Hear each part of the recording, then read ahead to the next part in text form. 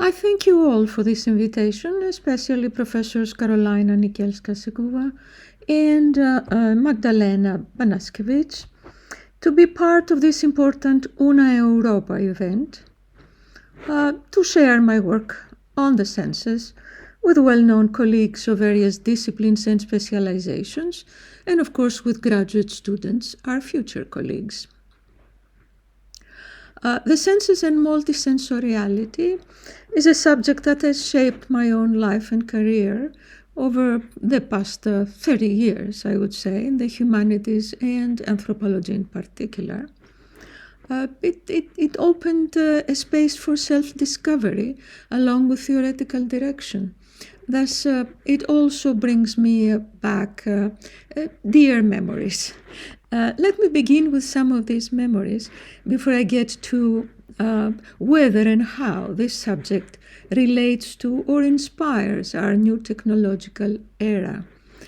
Now that technology's impact on our body, human and environmental, becomes more and more visible.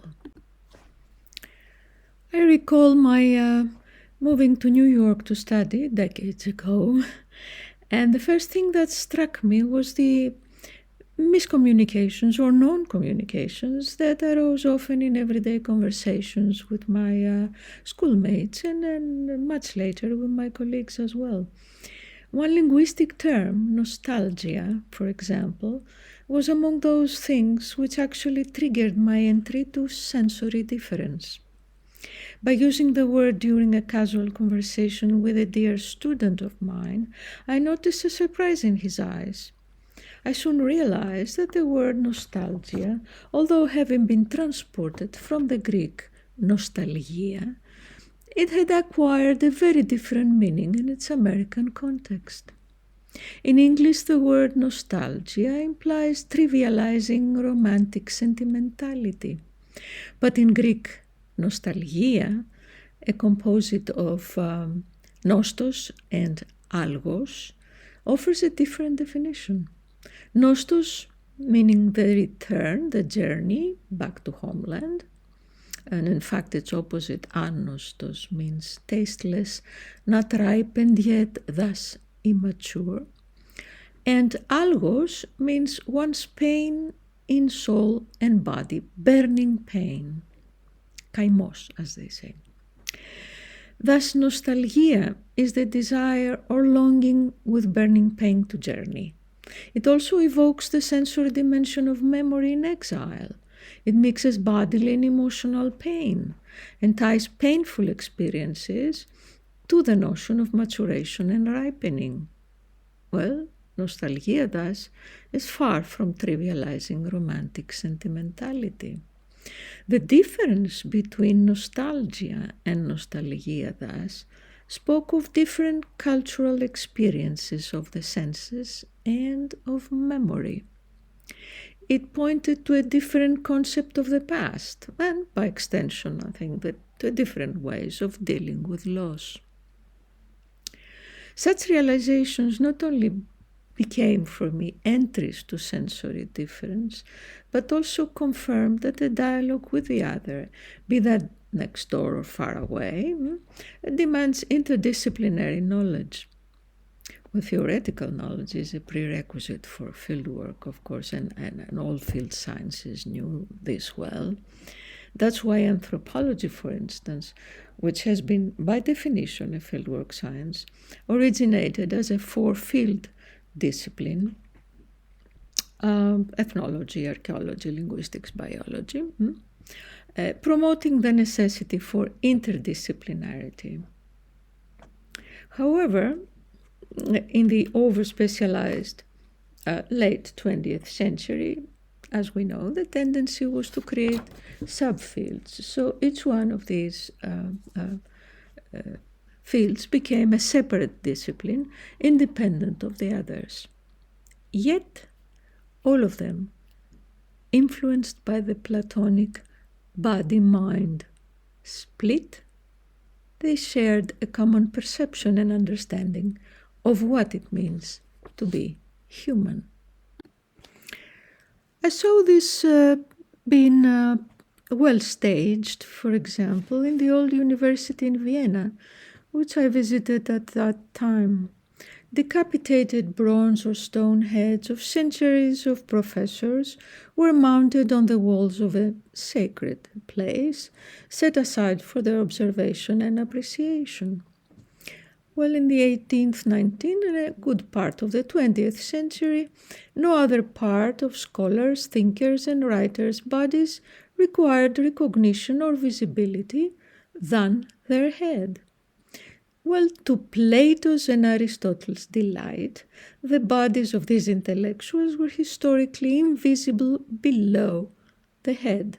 Their cultural memorialization was identical to that part of the body where all their thought was assumed to take place. The Platonic body-mind dualism, as we know, has dominated Western higher education until recently, and has deprived philosophy and social sciences of dealing with the senses. So the senses and emotions have been mainly relegated to psychology. I recall also our anxiety as graduate students in anthropology at that time, when we were departing for our first fieldwork, asking our advisors for some guidance as to how to do field research. You see, there were no relevant books at the time as there are today. And their answers were monumental. Stanley Diamond's laconic advice, for instance, to me was, well, just take a piece of paper and a pen. Marcel Salins in Chicago was known also for his answer to students, do not ask any questions for the first 2 months. Well, there was nowhere a mention, of course, as to how the body is or should be positioned or perceived in the field, the relating to space and time. And this remains so, I think, and even after Marcel Mauss's great piece was published, Techniques of the Body. Yet, a careful look much earlier shows that Franz Boas, the father of anthropology, documented well dance and body movement in primitive cultures. He himself had stated, quote, "Song and dance accompany all the events of coacutal life. Everyone is obliged to take part in the singing and dancing, so that the separation between performer and audience that we find in our modern society does not occur in those Indians." End of quote. Boas's fieldworks also were among the earliest researchers to use a camera to study dance, to record dance in film for possible lab annotation analysis. So I would agree with J. Ruby, who remarked in 1980, Boas is at least partially responsible for making picture-taking a normative part of the anthropologist's field experience, a characteristic which has distinguished anthropologists from other students of the human condition. Yet, despite this background that could have given rise to what we now enjoy as multisensory and multimodal turn, we did not see an explicit interest in the body and the senses until about the 90s, that we witnessed a connection between emotions and the senses, and this leading also to the affective turn in anthropology and the humanities. When there was a concept of affect, soon became a centerpiece in research and interpretation.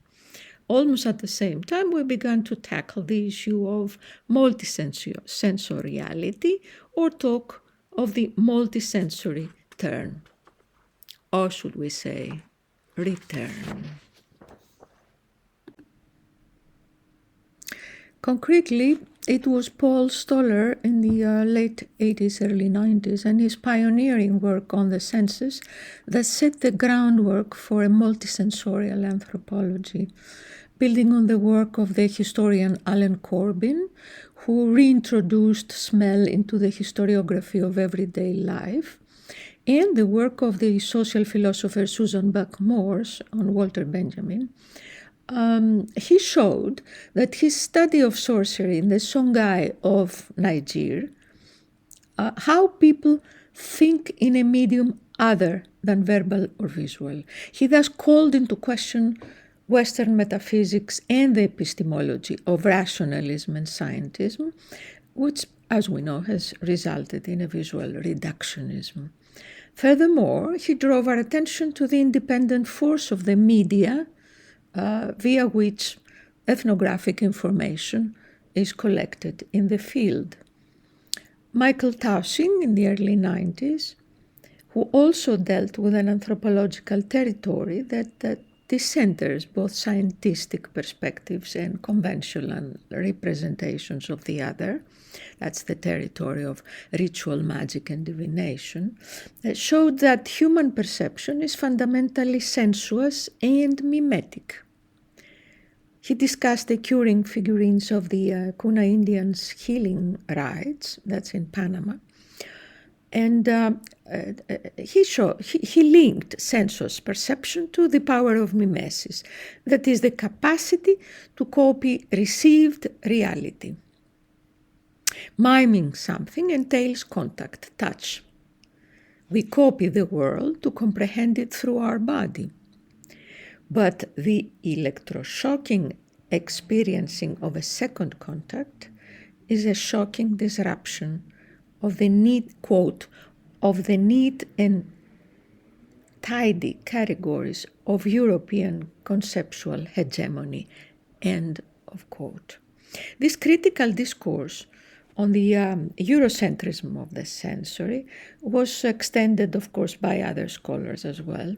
Alan Feldman, for example, in his discussion of cultural anesthesia, he talked about the quote, banishment of disconcerting, discordant, and anarchic sensory presences in agents that undermine the normalizing and often silent premises of everyday life, end of quote.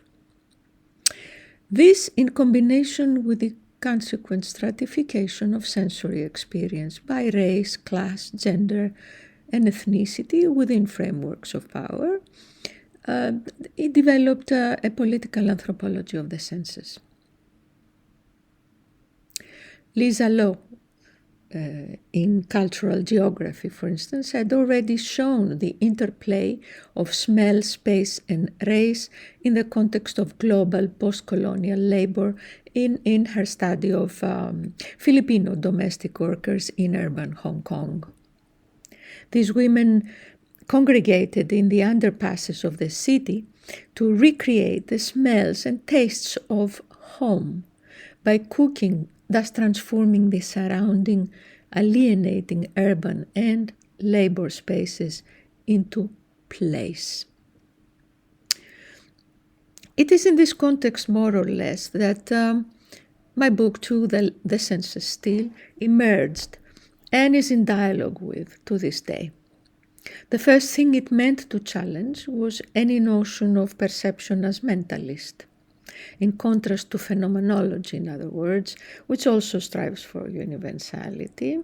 The senses still was to propose instead that perception, the senses, and memory are socially constructed, inbred with a specific cultural character, that is, and they are not, in other words, the property of an individual mind and psychic, but they are spread out there in our surroundings, stored in substances and objects that are shared and exchanged. Thus the object, not as given, but as diachronic stratigraphy of past and present social experiences. So perception, memory, and the senses are thus inseparable. But so are the senses inseparable. I recall that incident early in my life in South Peloponnese that triggered the idea of the inseparability of the senses. It was summer and siesta time when I heard a German tourist visitor in a nearby house jumping into his car at 2 p.m.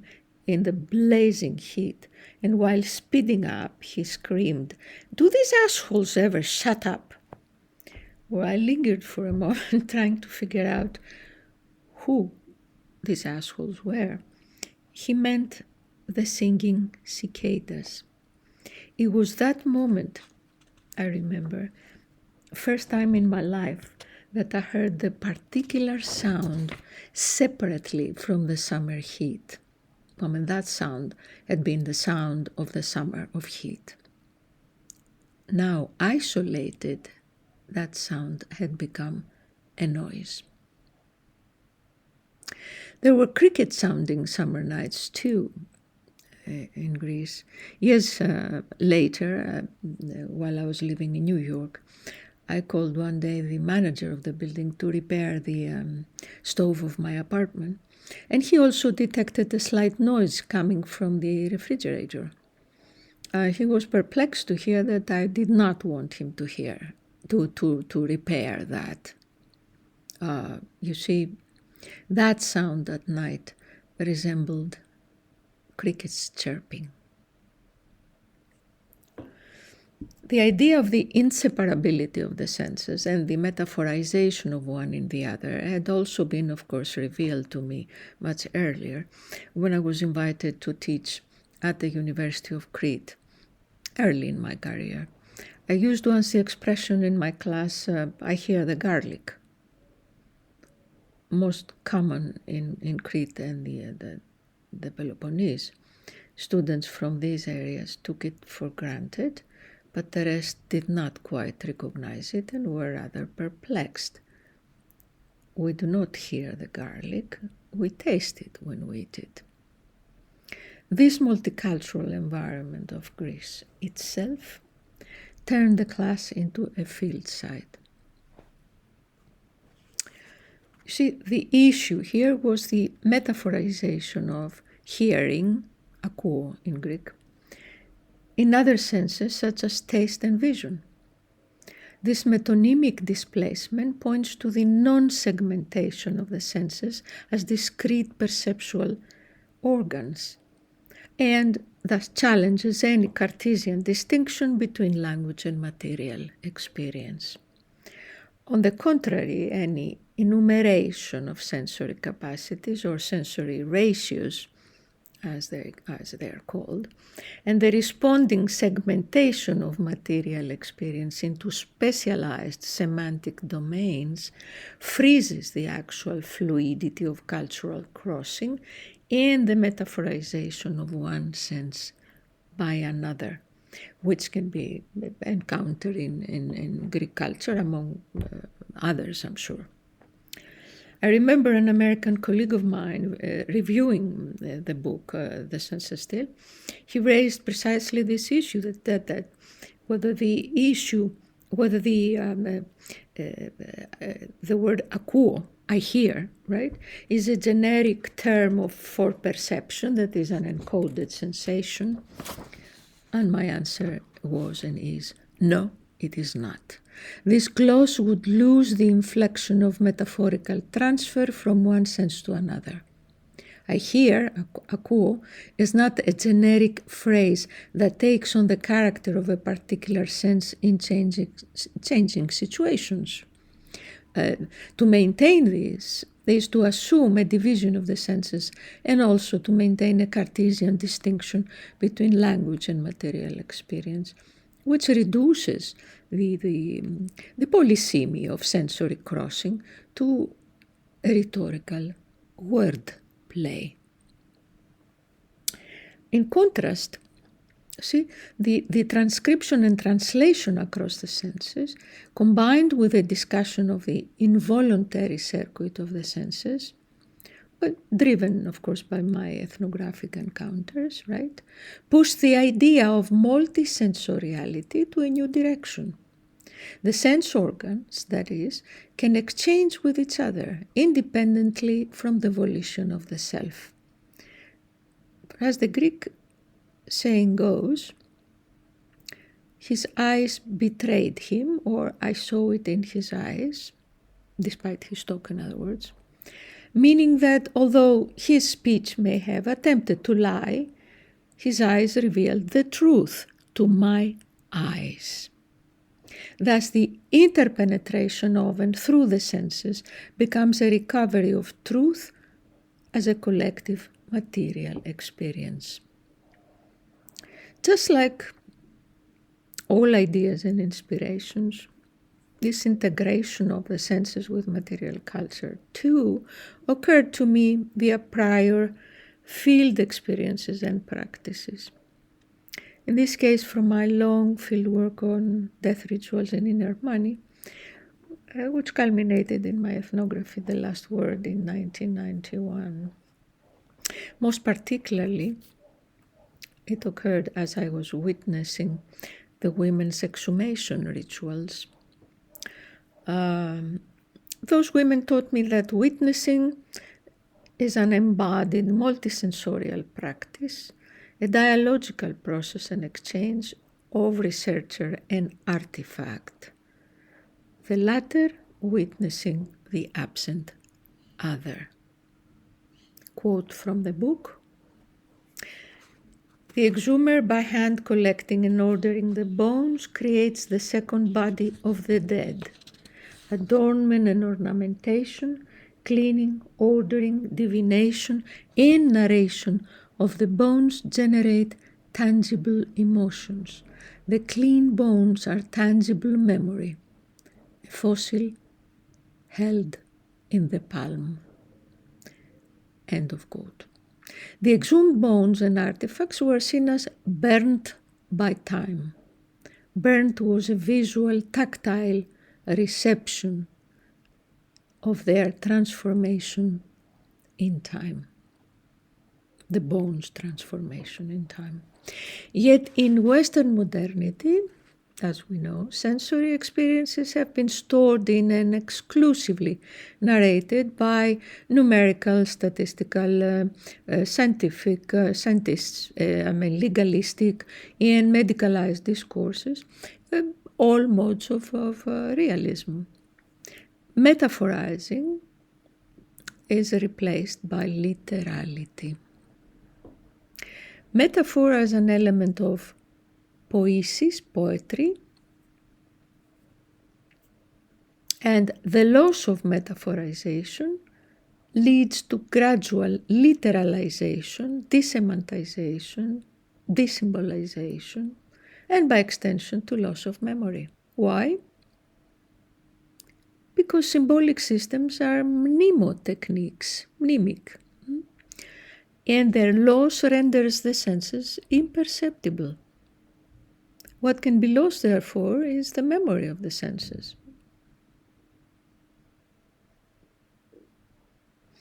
And as the senses were also placed in a hierarchical order, well, touch and taste, in particular, best exemplify the uninheritable everyday. One thing that the book, Then the Senses Still, was meant to do was to challenge literality. Literality is the opposite of metaphor. Metaphor means the transfer of meaning from one thing to another, and metaphorization is thus the linking of social practices that are separate. It is an element of poiesis, of poetry. Thus, it is opposed to realism, which assumes a utilitarian use of things. This concept, too, was inspired by the women of inner money during my first fieldwork. You see, I was watching those women connecting their different activities, their work in the fields, embroidering, tending the dead, hunting quails, composing and singing poetry, their famous laments, etc., into one experiential whole through the ethic of care and tending and reciprocity. By the way, that's exactly where my inspiration also originated for a multi-sited ethnography titled Sensing the Everyday that was published recently. In modernity instead, as also Agamben stated, we detect a lack of dwelling in and on places, objects and emotions, an impossibility of using, of experiencing, what he terms museumification. However, I think that there is also a causal relation between this lack of dwelling in and on places, objects and emotions and the sensorial deadening of the museum. Their memory is rendered intellectual, a sheer pool of ideas, and whole biographies, memories, speech acts, and emotions become inadmissible. Speaking of a sensorial deadening, what happens when a society loses its mnemotechniques, its gestures, its culturally and historically constructed gestures, now replaced by physiology? You see, I was watching the news on TV a few months earlier, and an event that caused shock and amazement caught my ear. It was the death of a 5-month-old baby. So the father, on his way to work, forgot the baby in his car instead of leaving it to the daycare center.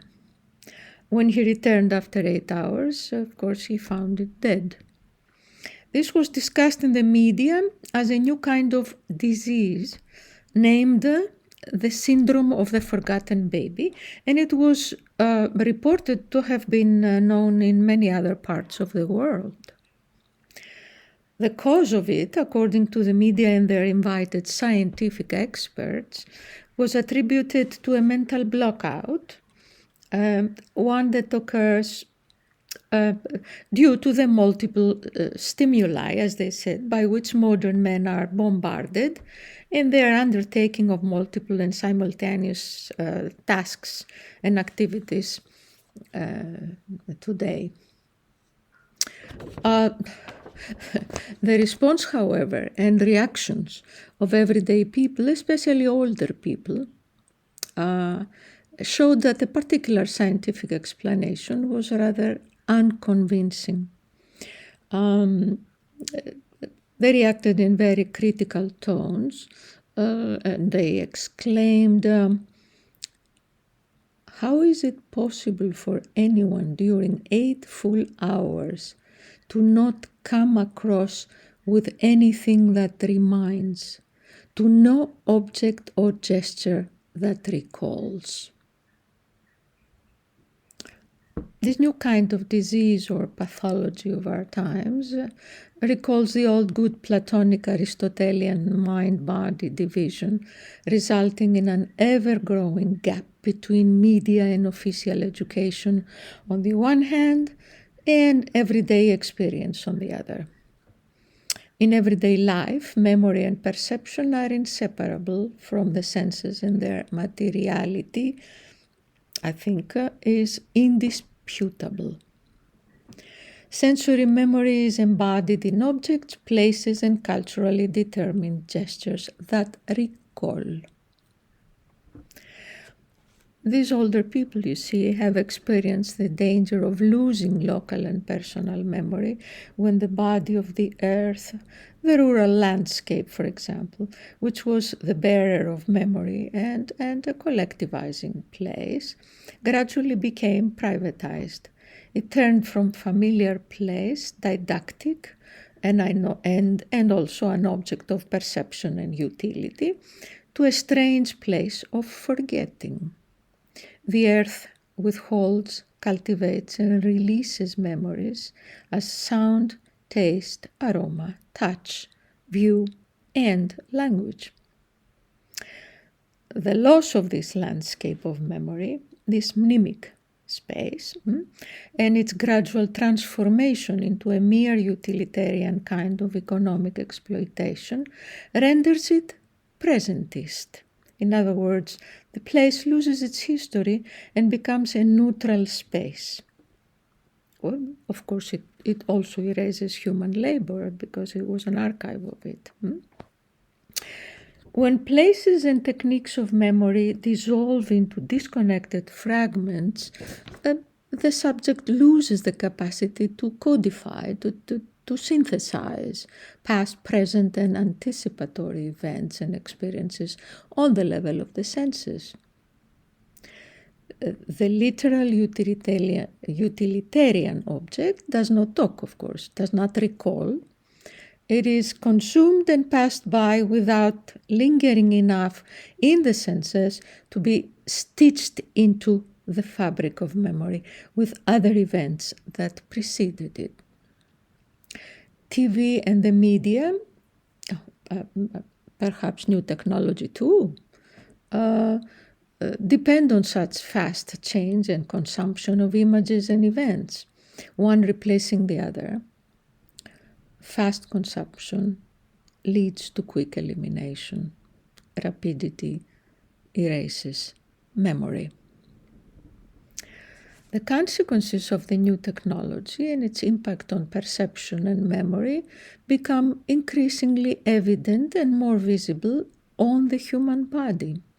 It takes a simple look, I think, as you walk in the streets of Athens, for example, to see that the body moves in time and space in ways that remind a Charlie Chaplin movie. It staggers, gulls, hurts itself, speeds up and breaks abruptly, mutters and munders, violates and forgets. It is a body disconnected, divorced from the social nervous system. No perception of how to coordinate the body with space and time. It is as if modernity with its violence expresses itself through the theater of the body as failed subject. A psychological or neurological explanation, therefore, is not sufficient if we want to understand new phenomena and processes in and of everyday life. A third approach is necessary, one that sees the total man, as Marcel Mauss would say. Such an approach demands knowledge way beyond biology, physiology, or psychology. It demands an anthropology of the body, perception, the senses, memory, and of course of the socio-political contexts that shape them. It demands a different kind of education. Modernity, I think, does not come to terms with the tension between media technological domination of information and lived experience. The gap between official commodified knowledge and everyday lived experience widens. Given this, and that globalization today homogenizes and totalizes human society and routinizes human existence, I think it is not only necessary to focus on the micro, on the everyday and the uninheritable, it is also a political task. In the census still, for example, I chose an insignificant fruit, the favorite peach of my childhood, known to the older generation also as the breast of Aphrodite, whose disappearance from everyday life had passed unnoticed, and its memory, however, was alive. Almost nobody had noticed it was gone, for it was meant to be uninheritable.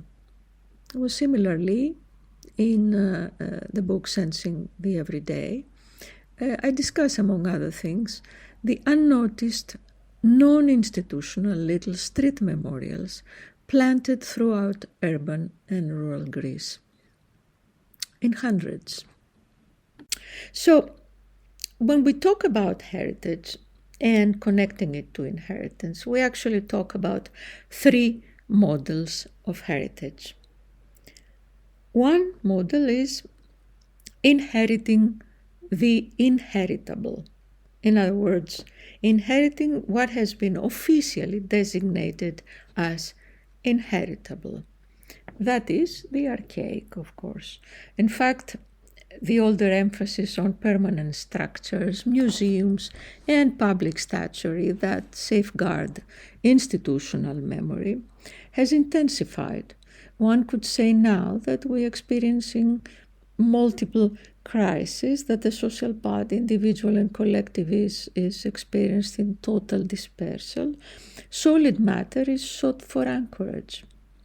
The authenticating ancient world in its visible form, the statuary, stands as a paradigm of wholeness, of national and universal unity, and signifies a common humanity. It is the epitome of rationality and harmony, beauty and skill. In short, it is the epitome of European civilization as exemplified in the body, human-built and environmental. Well, UNESCO's concern for heritage preservation, for example, belongs in this model, inheriting the inheritable. It is no accident that in the context of Greece particularly, one consequence of this emphasis on solid ancient ruins is the gradual literalization of everyday life, an old emphasis on language receding, and metaphora, the act and process of symbolizing, began to be the opposite of modernization, as exemplified by Western European secular society. So secularization is intimately tied to realism, the cult of the thing itself. The second model of heritage is inheriting the uninheritable, that which was never meant to be inheritable in the first place, in other words, like my peach. Which raises the question, how is heritage perceived and defined by people in everyday life, and how by public cultural organizations, for example? What is chosen to be the uninheritable, that is not to be fermented in order to last, to be remembered, celebrated, memorialized, and thus transmitted? And finally, what is to be forgotten?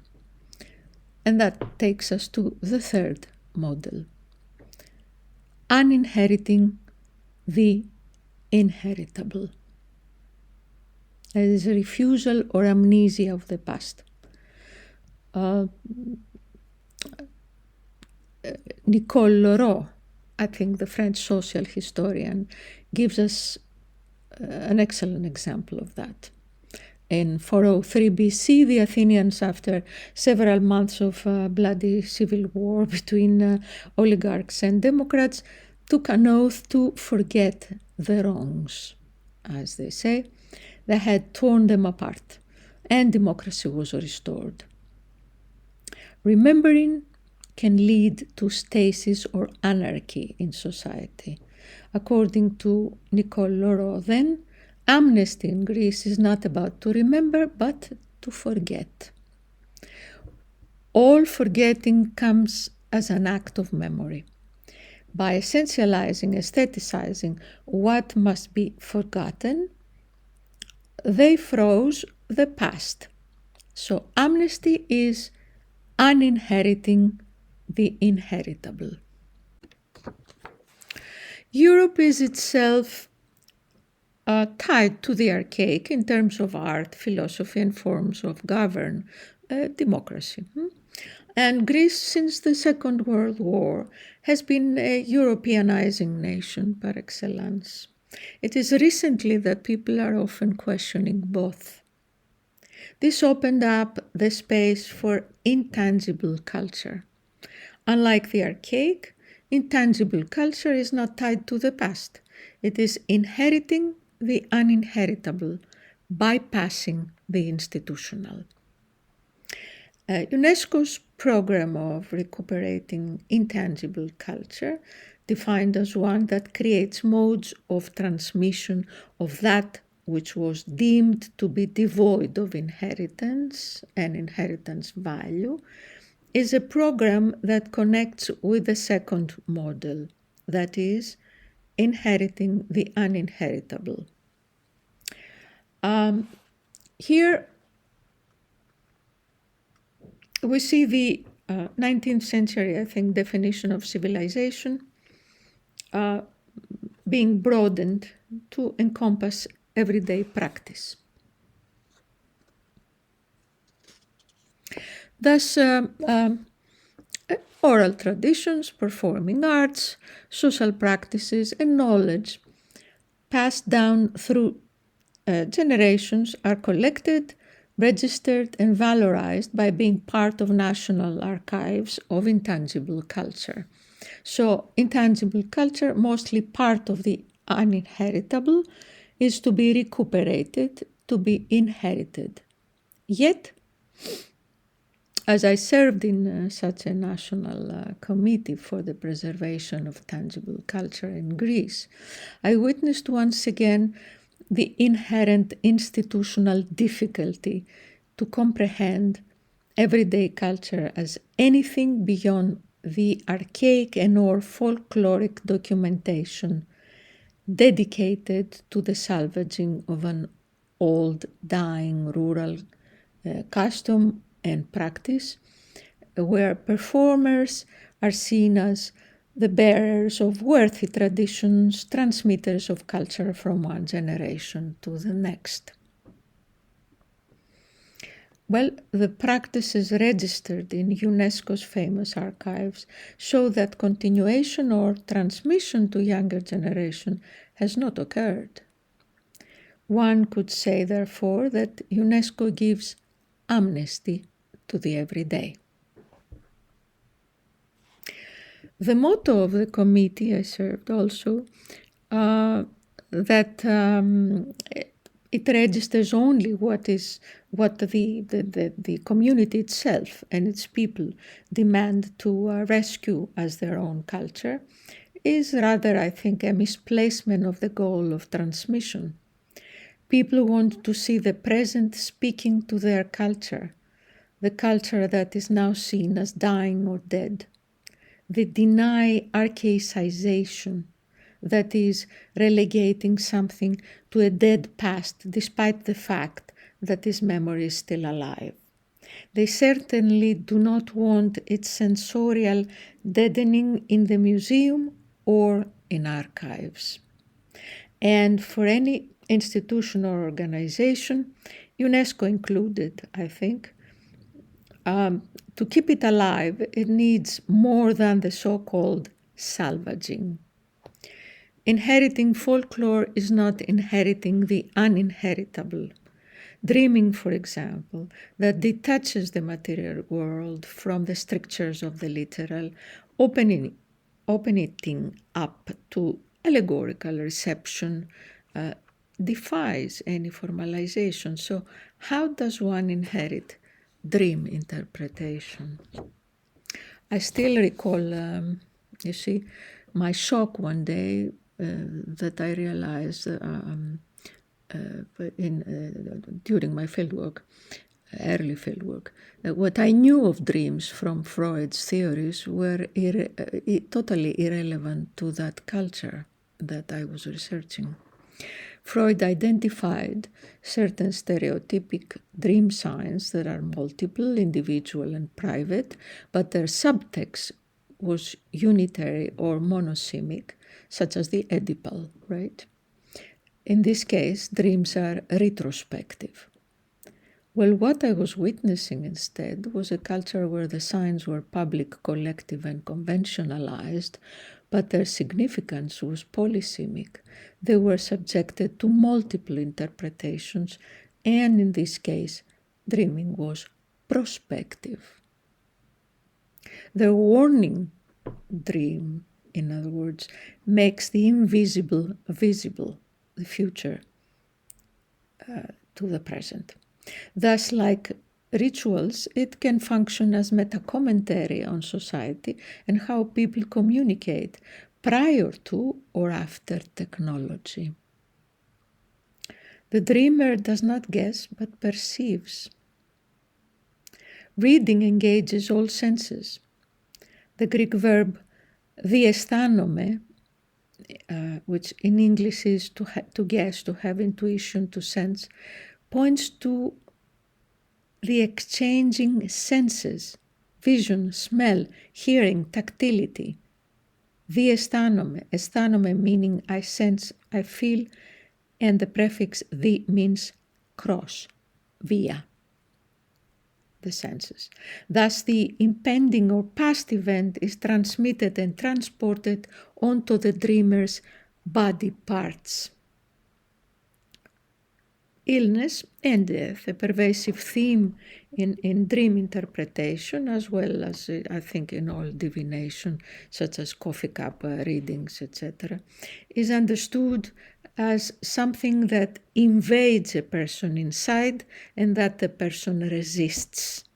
The common expression today in both colloquial and public official language is he or she fights a battle, δίνει τη μάχη, which puts one in exile, an internal exile from which one emerges as a winner or loser, thus pointing to a performative concept. If the person loses the battle, that is, the person dies, right? He or she embarks on a trip, the last trip or the long trip, as they say. Such divinatory practices today occur over the phone, computer screens, and much more. Telephonic intervention, diagnosis and cure, for example, just like computer intimacy, magnify the ability to act on the body at a distance in service of the afflicted when it comes to evil eye exorcisms, for example. The mediated body is transferred as shared substance, as a repository of symptoms through an electronic network from the afflicted to the exorcist, who internalizes the symptoms, that is, yawning, hearing, empathy, through her open orifices, and in much the same way she would if she were physically co-present. You see, there are different conditions and means of presentation, representation, and dialogue. It's true, today we enjoy new modes of representation and presentation and access, digital humanities. We see museums turning interactive, etc. But no modes are brand new. Investment in the eternal return of the new, that's it, the reproduction of the new as novelty displacing the old, is the logic of commodification, which is tied to fashion. We must remember that. There is instead a long history there. You see, since the 20th century, when identity began to be constructed on the basis of image rather than the word or text, questions and problematics have arisen and have been discussed regarding the use of modern technology. Do these questions and problematics pertain to and inspire thinking in our era of multimodality about the new modes of dialoguing and representing as we study human society? Well, in the census still, for example, as early as 1994, a dialogue among scholars who dealt with the senses and perception from their own disciplinary specializations, such as anthropology, social philosophy, cinema studies, etc., probed such questions and problematics. All authors shared the idea that perceptual memory is embodied out there in a dispersed surround of paradigmatic material artifacts, and the most central artifact had been at the time the cinematic screen. Buckmorse spoke of it as a prosthetic organ of the senses, and Goddard demonstrated it as an organ of memory, a repository of sensory history, just like my peach, for example, you see. And in his well-known film L'Histoire du cinéma, Godard showed through montage every image to be both memory and reinvention of earlier image and events. Many more, of course, have dealt with the cinema screen later, including Deleuze, Eisenstein, De Laurentiis, all debating on how the cinema altered perception. It is through the cinema that audiences became sensually aware of large collectivities, such as traffic in cities, street demonstrations, or the masses in Eisenstein's films in particular. But cinema viewing at first entailed an outpouring of emotions, a dialogue with the screen.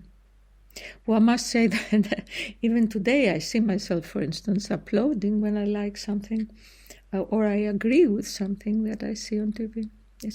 The everyday life of the audience was articulated with the on-screen image, and the audience retooled this image as they retooled cinema into organ of their own social memory, as opposed to receiving cinematic imagery as a replacement of their own. And to paraphrase Paul Stoller, it is by way of the cinema screen that we recognized what our grandmas knew well, that cognition is physical.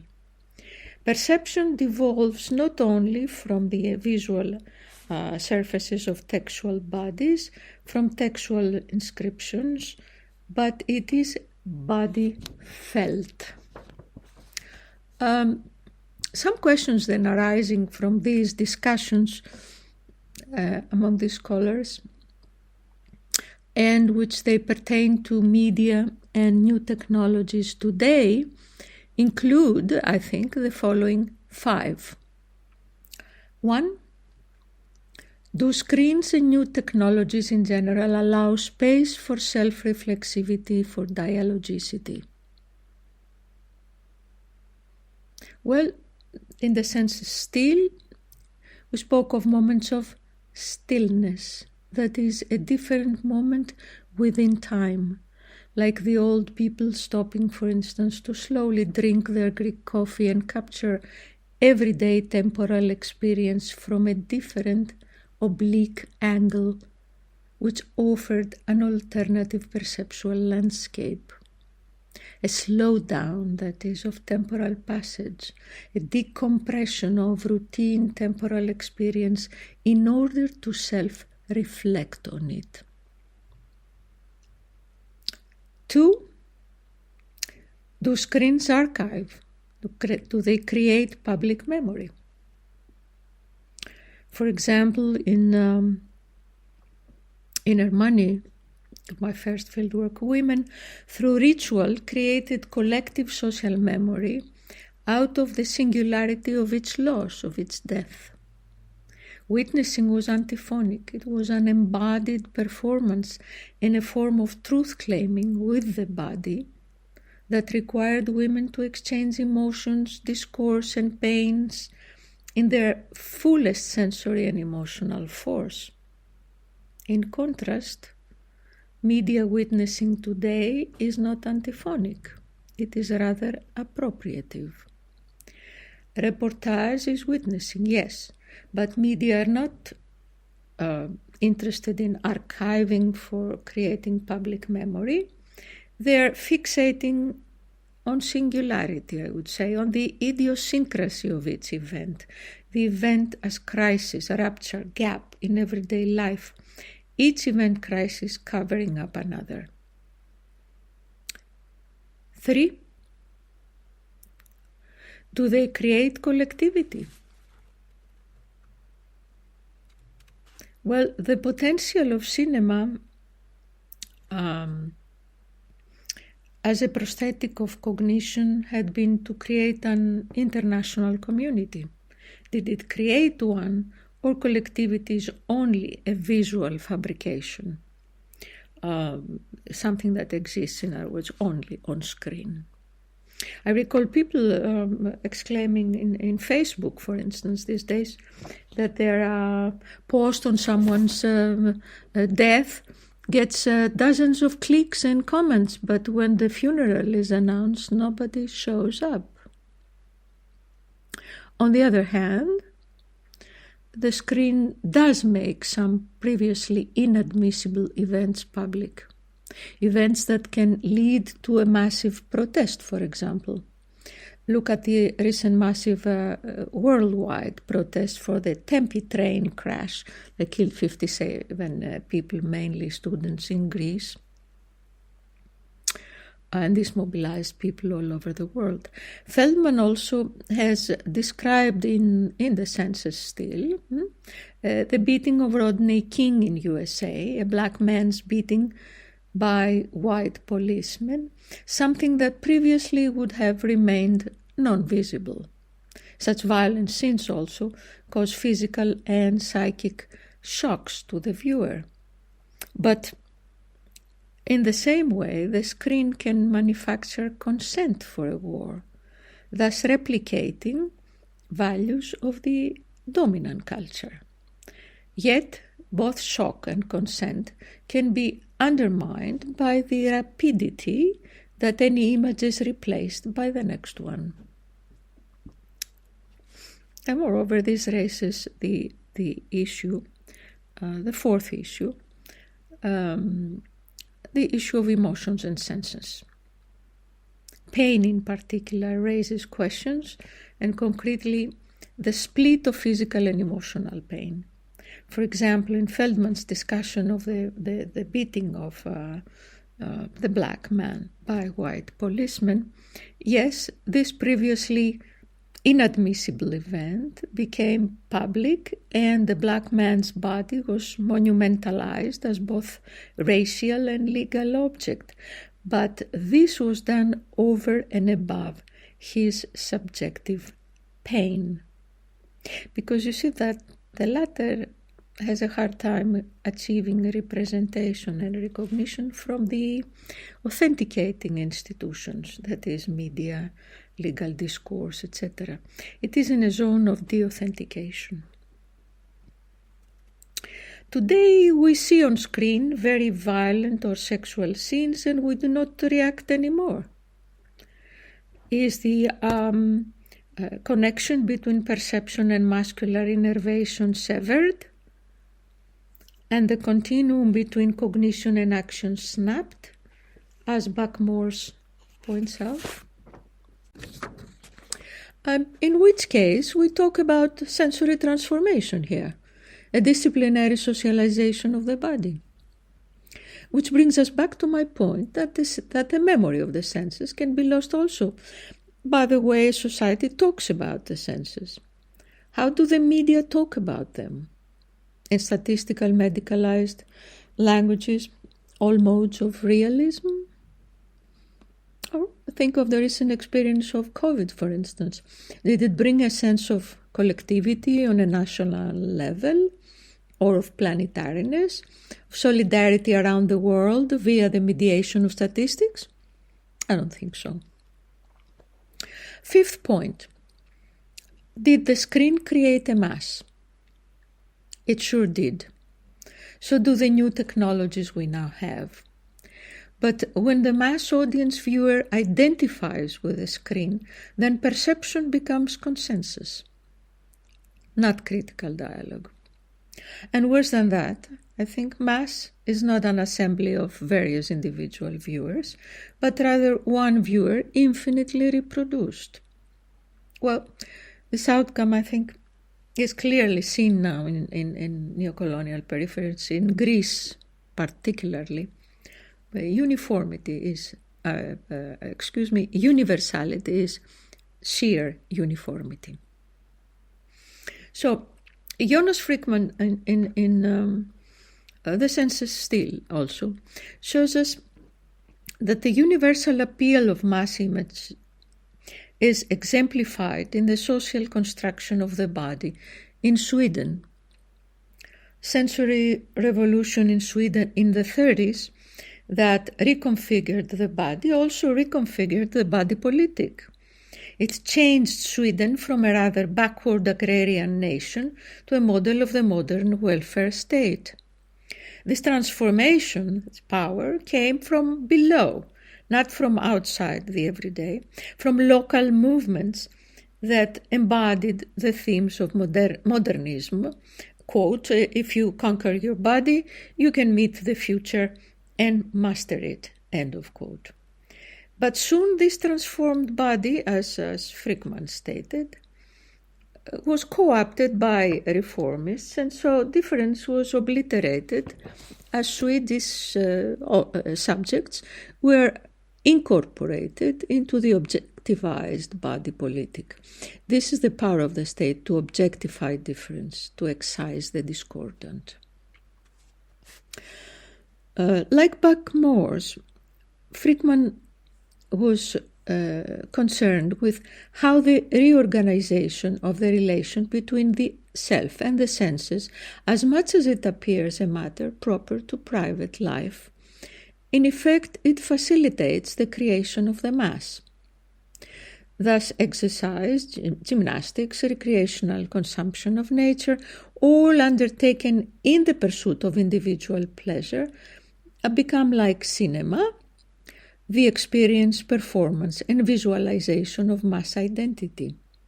So like cinema, which anesthetizes in general, the Swedish practices of the co-rehabilitation of the body and nature became a vast experiment in social mimesis. A few months ago, while walking the city in Athens, but my eye caught another banal element, a so-called insignificant detail of the everyday. Concretely, as I finished my shopping in a department store and stood in line to pay for my purchases, I noticed the strange way by which the cashier was hitting the keyboard of the computer. A closer observation showed me that there was no underlying pathology. The lady just had unusually long nails. Soon after, I noticed that many women had those fashionable, hawkish nails, including, of course, TV reporters fulfilling their mass function. And soon after, I noticed that hundreds of nail sculpturing stores popped up in all cities in Greece, and I'm sure in many other parts of the world. No doubt the effects of globalization and especially the mimetic modernization in neo-colonial settings particularly must be seen, I think, in the work of media and markets, both being modernization's principal constituent forces. It was becoming clear that the beauty treatment of our own nails and hands, known for years as manicure, was now passé and replaced by the installation of artificial nail plates on our own nails. And like all new goods, new commodities, are promised as substitutions and improvements of prior sensory experiences. But this new high art of super long hawkish nails makes, I think, one wonder how on earth these hands touch a person or an object, including today the technologies of touch, for instance. Has perhaps, I was wondering, the taboo of touch returned, or it never left us in the first place?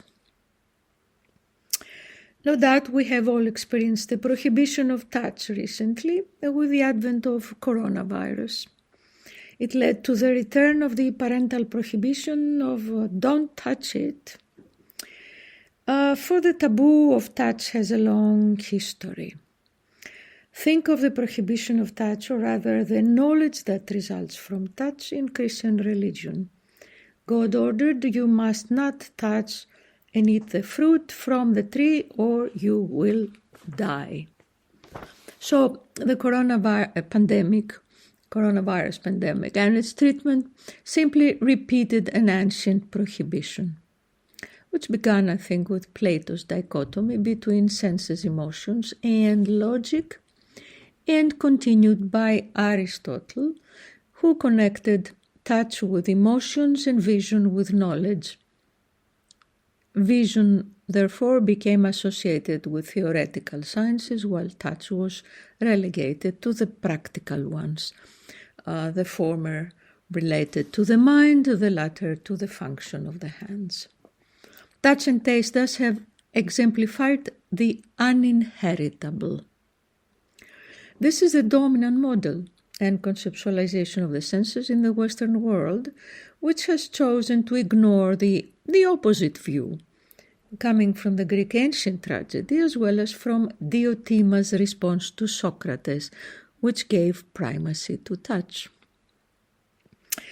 The separation instead of the senses and their placing in a hierarchy resulted in the devaluation of touch and led to its neutralization, which is what contemporary practices of the body, such as nail prosthetics, for instance, indicate.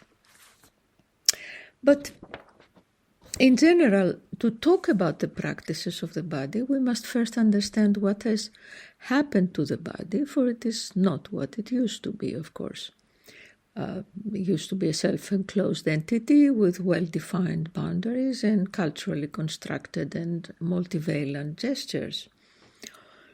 The prosthetic tendency onto the postmodern body was anticipated by tattoo, a most popular now marking of the body with symbols from the outside that stay permanently.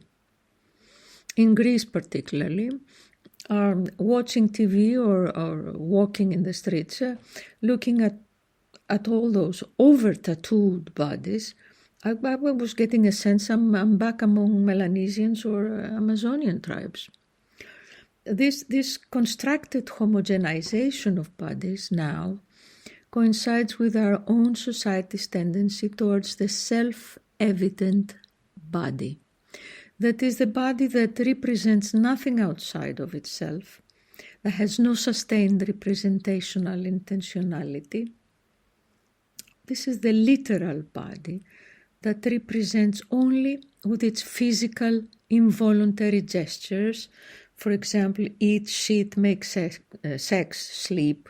A characteristic example of this being the popular TV reality shows, such as Big Brother, I think, and programs of aesthetic surgery like the Extreme Makeover, coming all from USA.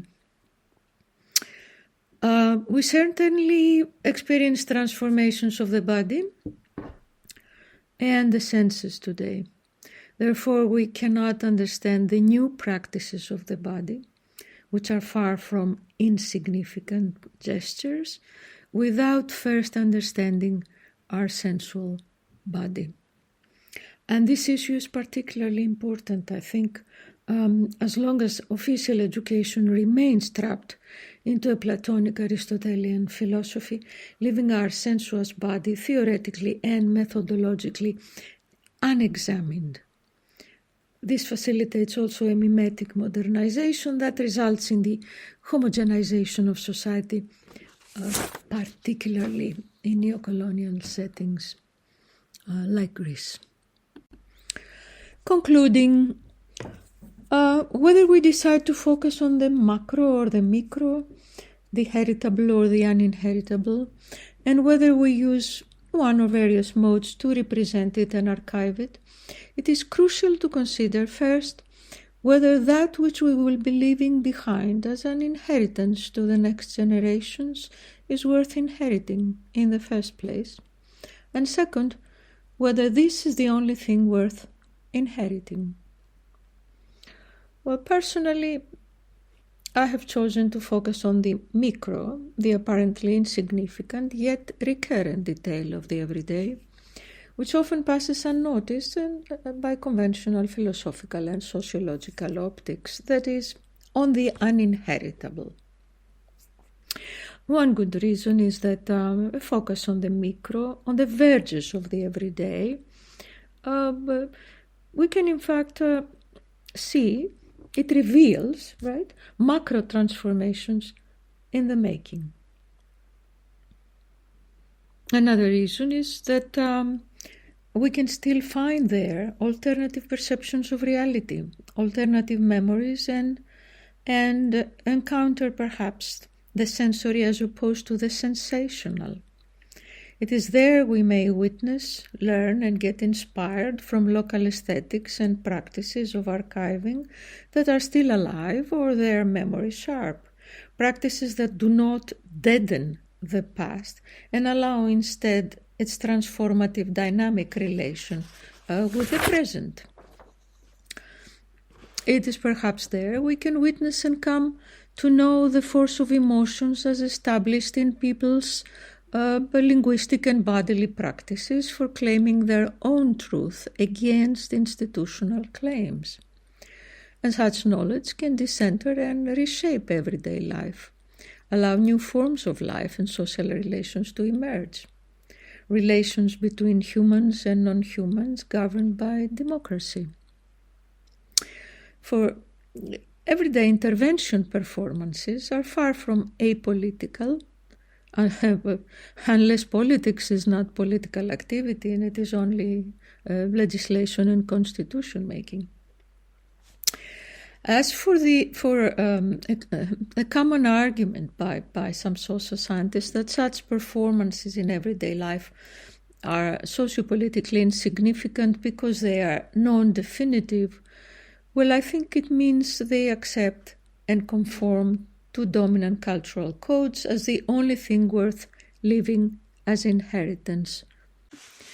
But to capture the detail in and of the everyday, one needs a sharpened perception, and I believe this can be obtained only via long-term fieldwork, conscious and unconscious.